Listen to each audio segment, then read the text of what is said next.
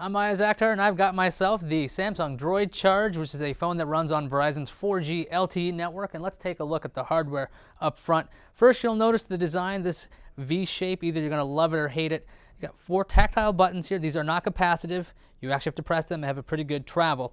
And of course, you'll see this gigantic 4.3-inch Super AMOLED screen, which is crazy bright and has great viewing angles. And up top, we have a 1.3 megapixel camera. And now we're going to show you the less exciting sides, like the actual side over here. We have a power button, a little door for an HDMI port. We have a spot for the microphone. And on the side here, we have a USB port, which also charges the device, and you can access the micro SD card right there, a volume rocker, and up top, we have a standard mini jack, so you can actually plug in your headphones if you would like. On the back, 8 megapixel camera, which we'll talk about in a second, and we have the ability to take off the door, where we have a battery and an intelligently placed micro SD card slot, where you can actually remove the card without taking out the battery. Now, on the back, you will see it is slick, and there is a bump. That's right, the Samsung Droid Charge has back, but it lets you hold the device a lot easier when you want to actually take a picture. This is slick, okay? This is a very nice shiny plastic, but when you're holding it on for a camera, or a nice camera shot, you can do that. So it's actually a pretty handy feature. Then again, it might not fit well in your pocket with this shape. So that's something you'll have to consider yourself. Inside this thing, by the way, this is powered by a 1 gigahertz Samsung Hummingbird processor, single core only, so that might be a hang-up.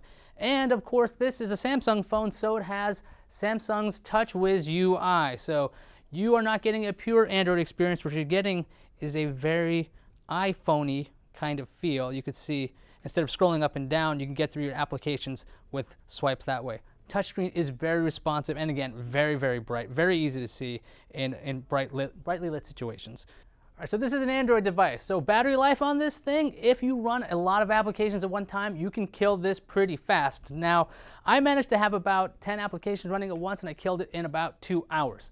Now that was a little crazy. However, if you were an intelligent person and you wanted to use your phone, I don't know, maybe on a long trip, I got this thing to run over 6 hours of continuous video with the volume at halfway with headphones in. So if you want to use this on a cross-country flight, you could. On top of that, what's crazy about that, it wasn't done at 6 hours. It just said, hey, you might want to start charging the device. So it has some crazy battery life. That's probably due to the fact that it has a single core processor in there, and I wasn't running it on the LTE network because that doesn't show up here in Petaluma. But I've heard it's pretty dang fast if you actually have access to that. Call quality on the Verizon network was great, and the speakerphone was loud and clear. The 8 megapixel camera takes good photos if you're willing to wait. Here's the thing, there's a big lag. We're gonna take a photo of something over there. Gonna hit, and 1, 2, 3. Wow, that is incredibly slow. So if you want spontaneous moments, do yourself a favor and take a picture of Tom Merritt, and you'll find out that it'll take seconds for this thing to focus. Now, we might have had him blurrily walking away because this thing takes forever. Now, there he is, right there. Again, you can see the display is really nice, but man, does it take a long time. Videos on this look pretty good if you have good lighting.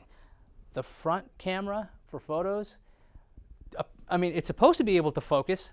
I didn't get it to focus very well. It took a lot of work to go freeze here for a long time, and that was very disappointing. At $299, this is a hard sell. It's running Android 2.2, so you don't get some cool features like some things on Google Hangout. You don't get to do that kind of stuff.